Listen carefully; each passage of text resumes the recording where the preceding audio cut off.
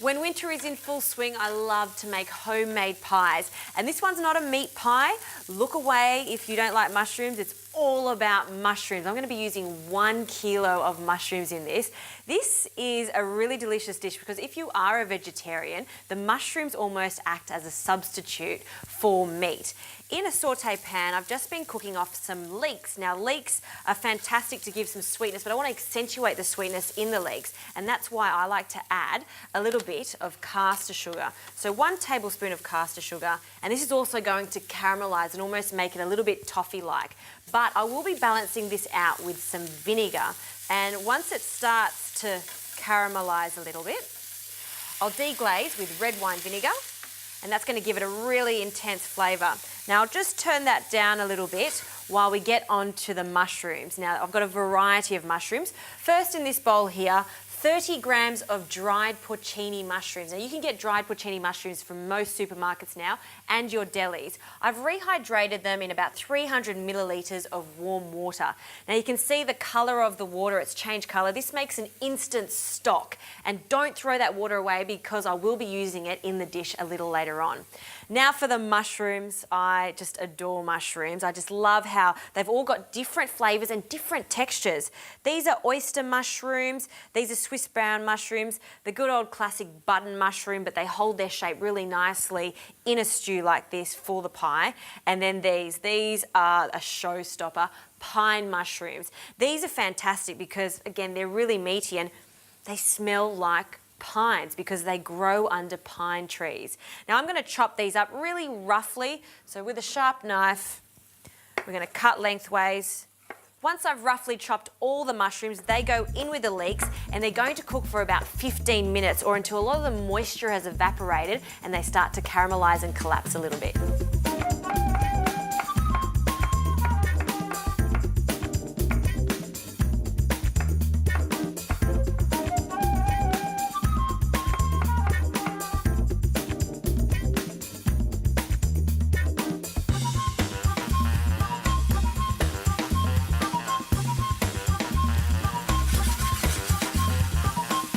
Now you can see after 15 minutes these mushrooms collapse significantly.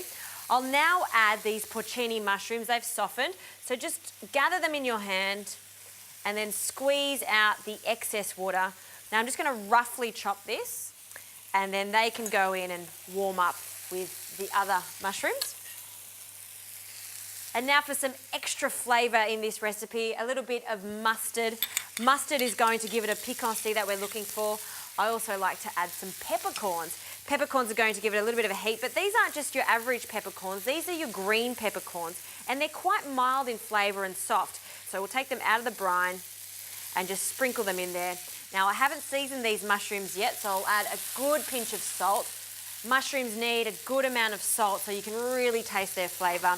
And then we'll mix all of that in. Turn the heat down a little bit. And now I'll add a little bit of flour because we'll need to thicken this up because it is a pie, so about a tablespoon, and just sprinkle it over the top.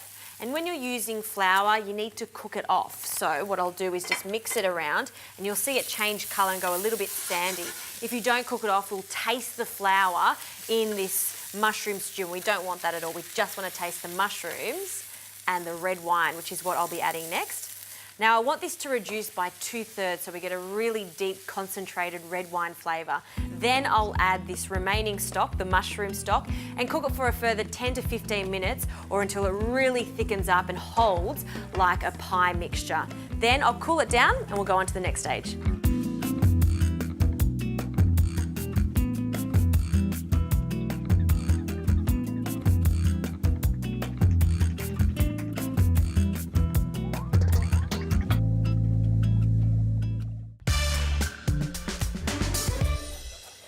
Okay, so the mushrooms are completely cooked, it's thickened up, and I've just allowed it to cool a little bit before we start to assemble the pie. You don't want to be adding a really hot mixture with some pastry because it means your pastry is going to go soggy.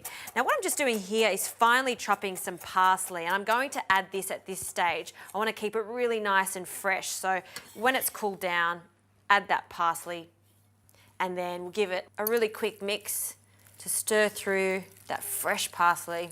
You can add some chives to this too, fantastic. And now I'll bring a pie dish. You can use any type. This is actually a gratin dish, but it works perfectly for this.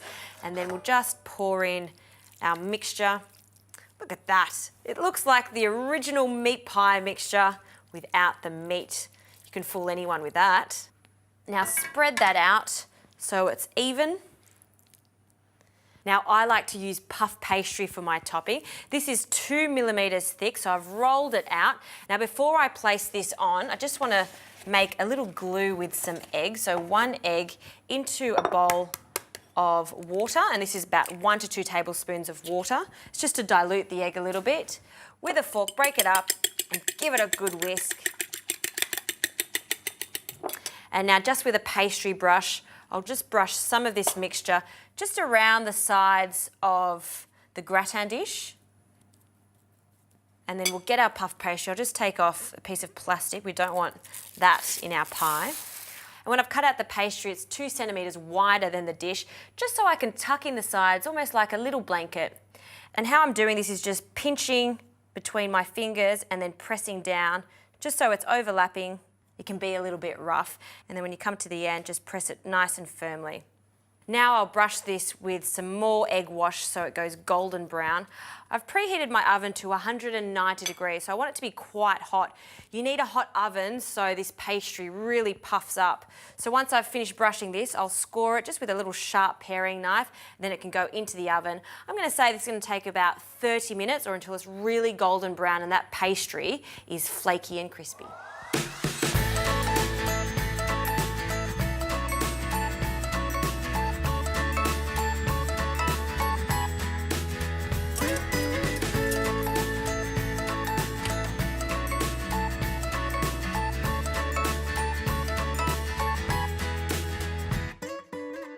Well, I'm very impressed with this mushroom pie. It looks fantastic.